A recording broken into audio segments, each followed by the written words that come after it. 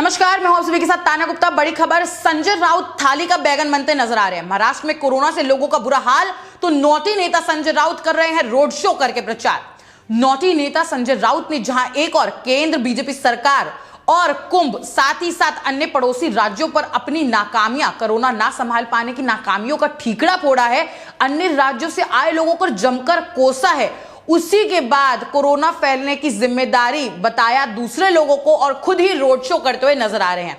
शिवसेना नेता संजय राउत भेलगांव में विशाल road show कर रहे हैं, जिसकी तस्वीरें खुद उन्होंने साझा की है। शिवसेना सांसद संजय राउत का बेलगाम रोड शो देखने में मिल रहा है। महाराष्ट्र एकीकरण समिति के उम्मीदवार शुभम शेलके के अभियान के लिए राउत का रोड शो।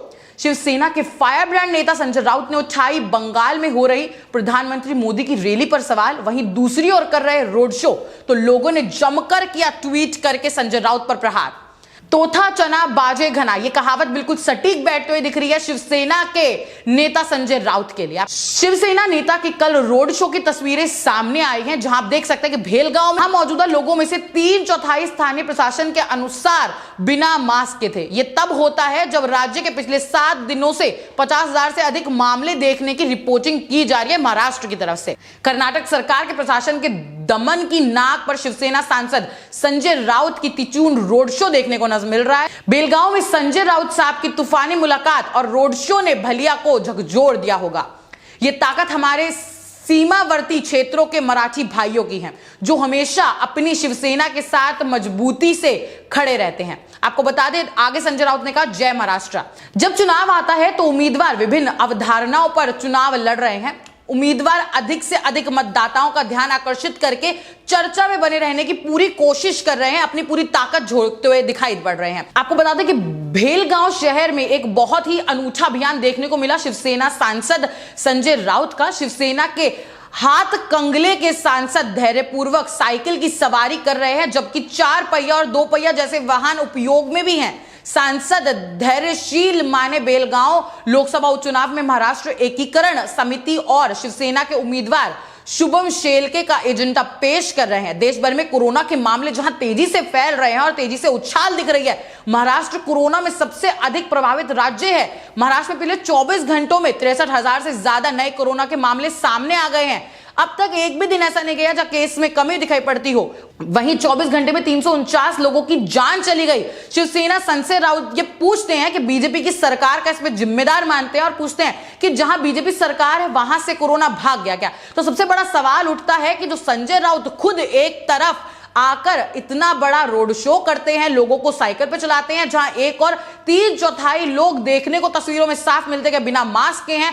प्रचंड भीड़ एकत्रित होती है, जहां दूसरे राज्य कर्फ्यू लगा रहे हैं, नाइट कर्फ्यू लगा रहे हैं, साथ साथ वीकेंड कर्फ्यू लगा रहे हैं और ये कोशिश कर रहे हैं हर मुमकिन कोशिश कि लॉकडाउन जैसी सिचुएशन ना हो। वहीं संजय राउत एक और यहां बीजेपी पर प्रहार करते, केंद्र पर प्रहार करते और अपनी नाकामियां, जो कोरोना ना संभाल पाने की चीजें साफ दिख रही हैं, उस पे ठीकरा फोड़ते दिख रहे हैं मोदी सरकार पर और साथ ही साथ अन्य राज्यों से आए लोगों पर, जहां वो जनता को इतना जिम्मेदार मान रहे हैं। वहीं दूसरी जगह विशाल का रोड शो करते हैं, जहां खुद जमकर भीड़ एकत्रित होती है और वहां खुद बोलते हैं कि महाराष्ट्र भाइयों की ताकत है। तो अब देख सकते हैं क्या दोगलापन दिखा रहे हैं खुद ही, जहां वो एक और बहुत ज्यादा हमलावर हैं कुंभ को लेकर और कुंभ में आई भीड़ पे और साधुओं पे जहां हमला कर रहे हैं शिवसेना के नेता संजय राउत, वहीं दूसरी ओर भीड़ देख के उनके रोड शो में और वहां जय महाराष्ट्र के नारे लगा रहे हैं। इससे साफ प्रतीत हो रहा है कि कितना सीरियस है महाराष्ट्र सरकार अपने कोरोना को लेकर, जहां एक और साफ साफ तस्वीरें सामने आ रही है कि किस तरीके से विफलताएं दिख रही हैं। लोग लगातार मर रहे हैं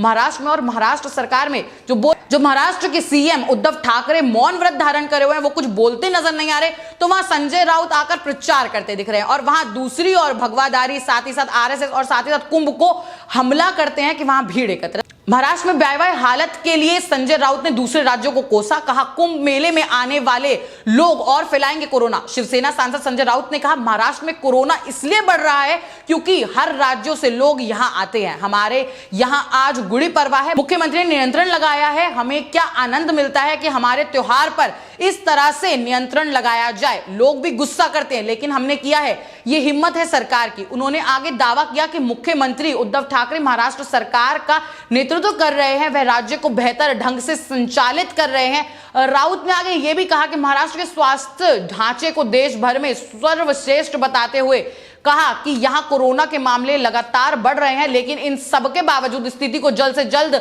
सीएम ठाकरे के नेतृत्व में नियंत्रण में ले आया जाएगा। संजय राउत ने कुंभ मेले की अनुमति देने के लिए जहां उत्तराखंड सरकार को दोषी ठहराया है, वहीं दूसरी ओर गुड़ी पड़वा त्योहार पर नियंत्रण लगाने के लिए महाराष्ट्र सरकार की जमकर तारीफ करी, सराहना की है। उन्होंने कहा कि हमारे त्योहारों और धार्मिक समारोह पर प्रतिबंध लगाना दुखद है, लेकिन लोगों की जान बचाने के लिए पार्टी ने ऐसा करने की हिम्मत की। हमारी प्राथमिकता है कि ज्यादा से ज्यादा लोगों की जान बचाई जाए। मेरा अनुमान है कि कुंभ मेले से आने वाले लोग कोविड-19 मामले में और फैलाएंगे और तबाही का कारण बनेंगे। महाराष्ट्र के कैबिनेट मंत्री असलम शेख भी यही राग अलापते हुए नजर आ रहे हैं। एक वीडियो में बातचीत के दौरान उन्होंने कहा, कुंभ मेले में आने वाले तीर्थ यात्रियों की तुलना तबलगी जमात से की है। कुंभ मेले से लौटने वाले श्रद्धालुओं को संभावित खतरे के रूप में बताते हुए उन्होंने कहा, आगामी त्योहारों के लिए सख्त एसओपी केंद्र के मानक प्रचालन प्रकृत होंगे। जहां एक और शिवसेना के नेता संजय राउत जिम्मेदार ठहरा रहे हैं, जो भी लोग खुद कुंभ में गए हैं उनको दोषी करार करते हैं, साथ ही साथ उत्तराखंड सरकार पर हमला कर रहे हैं। वहीं ये सबसे बड़ा सवाल उठता है कि वो खुद इतना ज्ञान बांट रहे हैं, इतनी बड़ी बड़ी बातें कर रहे हैं, लेकिन दूसरों को, सभी ने सुना होगा कि दूसरों को नसीहत देने से पहले, दूसरों पर एक उंगली उठाने से पहले सोचना चाहिए कि 4 उंगलियां आपकी ओर भी उठेंगी। तो जहां वो पत्रकारों से बातचीत करते हुए बड़े बड़े भाषण देते हैं, जमकर तारीफ करते हैं, खुद ही मुंह मियां मिट्ठू बनते नजर आते हैं और अपनी जमकर तारीफ करते हैं, वहीं दूसरी ओर अगर असल में देखा जाए, जमीनी स्तर पर हकीकत देखी जाए, तो शिवसेना के सांसद संजय राउत बेलगाम घोड़े की तरह बोलते जाते हैं और कुछ भी बोलते रहते हैं, और साथ ही साथ वहीं खुद भीड़ को एकत्रित करके एक मेगा रोड शो करते हैं, जब जमकर भीड़ एकत्रित होती है और उसको महाराष्ट्र भाइयों की ताकत बताते हैं। तो देख सकते हैं क्या दोगलापन दिख रहा है नेताओं का, कि जहां दूसरे राज्य, जहां बीजेपी का शासन है, वहां हमलावर है और वहां लोगों को जिम्मेदार ठहरा रहे हैं। आपको बता दें कि जो खुद संजय राउत है, बेलगाम प्रशासन ने शिवसेना सांसद संजय राउत की बैठक में खुद उन्होंने सूचना ली है, खुद वो रोड शो कर रहे हैं। ऐसा इसलिए है क्योंकि बेलगांव प्रशासन मंच और साउंड सिस्टम को हटाने की कोशिश भी कर रहा था, लेकिन उसके बाद भी संजय राउत टस से मस नहीं हुए। संजय राउत बेलगाम लोकसभा उपचुनाव के लिए महाराष्ट्र एकीकरण समिति के उम्मीदवार शुभम शेलके के प्रचार के लिए बेलगाम पहुंचे थे। उन्होंने जमकर रैली की, प्रचार किया और इससे पहले बेलगांव प्रशासन की भव्यता देखी जा रही है। हालांकि इस कट्टरता को बर्दाश्त नहीं किया जाएगा। संजय राउत ने कहा, एक तरह से बेलगांव प्रशासन को चेतावनी दी है। संजय राउत के अभियान से पहले मंच पर साउंड सिस्टम का टूटना, साथ ही साथ उन्होंने हर मुमकिन कोशिश की कि संजय राउत का यह मेगा रोड शो फ्लॉप हो जाए। संजय राउत द्वारा कर्नाटक सरकार का विरोध, विधानसभा और ध्वनि प्रणाली की अनुमति के साथ निम्नलिखित में से कौन लोकतंत्र और चुनाव आचार संहिता का एक हिस्सा है? यह सवाल संजय राउत ने कर्नाटक सरकार से पूछा था। इस आदेशों को जारी करने वाले कलेक्टर या अन्य लोगों ने संविधान का उल्लंघन किया है। हमारी लड़ाई कई सालों से चल रही है। यह लड़ाई मुख्यमंत्री उद्धव ठाकरे के नेतृत्व में जारी रहेगी। ये दमन बड़बोलापन है, ऐसे शब्दों में संजय राउत ने कर्नाटक सरकार के खिलाफ विरोध किया। आपको बता दें कि उम्मीदवार शुभम शेलके की प्रतिक्रिया बढ़ती नजर आ रही है। संजय राउत की तोप को बेलगांव में महाराष्ट्र एकीकरण समिति के उम्मीदवार शुभम शेलके के अभियान के लिए निकाल दिया जाएगा। आपको बता दें बैठक 7:30 बजे हो चुकी है, जो राष्ट्र चौक खाड़े बाजार से होकर गुजरी। महाराष्ट्र एकीकरण समिति के उम्मीदवार शुभम शेलके युवाओं का ध्यान आकर्षित करते हुए नजर आ रहे हैं इस रैली में। उनकी रैलियों पर प्रतिक्रिया देखकर बेलगांव सहित महाराष्ट्र के नेताओं ने रैली आयोजित करने की घोषणा कर दी है। इसी के एक हिस्से के रूप में देखा जाए तो संजय राउत की बैठक आज बेलगांव में हो रही है और शिवसेना के सांसद हथगंगल धीरायशील माने और शिवसेना के कई बड़े नेता शामिल होंगे। आपको बता दें कि यहां त्रिकोण लड़ाई चल रही है लोकसभा उपचुनाव के लिए, जो मतदान 17 अप्रैल को होंगे। इस चुनाव में भाजपा की मंगल अगाड़ी और कांग्रेस विधायक सतीश जारखोली महाराष्ट्र के एकीकरण समिति के शुभम शेलके से भिड़ रहे हैं, लेकिन अब शिवसेना के सांसदों ने सीधे साइकिल चलाकर समिति के लिए प्रचार करना चालू कर दिया है। तो भीड़ एकत्रित हो रही है और एक साथ जुटते हुए नजर आ रहे हैं शिवसेना के नेता, और साथ साथ एक नए अभियान की आगाज किया उन्होंने। और संजय राउत दूसरों को नसीहत देते दिख रहे हैं कि किस तरीके से रोक लगानी चाहिए, किस तरीके से चुनाव रैली नहीं होनी चाहिए। और वो साफ साफ बंगाल में हमला करते हैं कि जिस तरीके से भीड़ एकत्रित हो रही है। चुनाव को बता दें कि 5 राज्यों में विधानसभा चुनाव लगातार जारी है, जिसमें खुद संजय राउत बड़बोलेपन जो बोल सकते हैं फायर ब्रांड नेता है शिवसेना के जमकर कोसते हुए नजर आ रहे हैं बाकी विपक्षी दलों को, साथ ही साथ मोदी सरकार पे, केंद्र सरकार पे हमलावर है। अगर दूसरी और तस्वीरें स्पष्ट देखी जाए मुंबई की, तो मुंबई में लोगों की लगातार जान जा रही है, जो काफी दुखद खबर आ रही है सामने। और महाराष्ट्र सरकार, उद्धव ठाकरे मौन व्रत है, बहुत ज्यादा बोल रहे हैं संजय राउत की उद्धव ठाकरे ये करेंगे और हमेशा अपनी तारीफ जमकर करते हैं, अपनी सरकार की तारीफ को बोलते हैं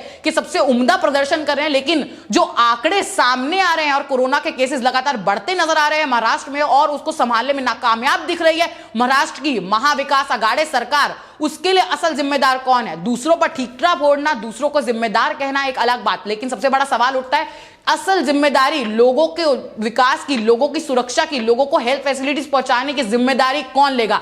कब तक ये ब्लेम गेम चलेगा महाविकास आघाड़ी का? जहां एक और संजय राउत महाविकास आघाड़ी की तारीफ जमकर कर रहे हैं और उत्तराखंड की सरकार को कोस रहे हैं, तो हम आपको बताते हैं असलियत कि उत्तराखंड में जो अब कुंभ मेला हो रहा है उसमें क्या क्या नियमों का पालन किया जाएगा। आपको बता दें कि सरकार हर नियम का पालन करिए। अगर किसी व्यक्ति के पास कोविड-19 के RT-PCR नेगेटिव टेस्ट रिपोर्ट नहीं होगी, अन्यथा 72 घंटों से अधिक पुरानी होगी, तो उसे हरिद्वार में प्रवेश करने की अनुमति नहीं दी जाएगी।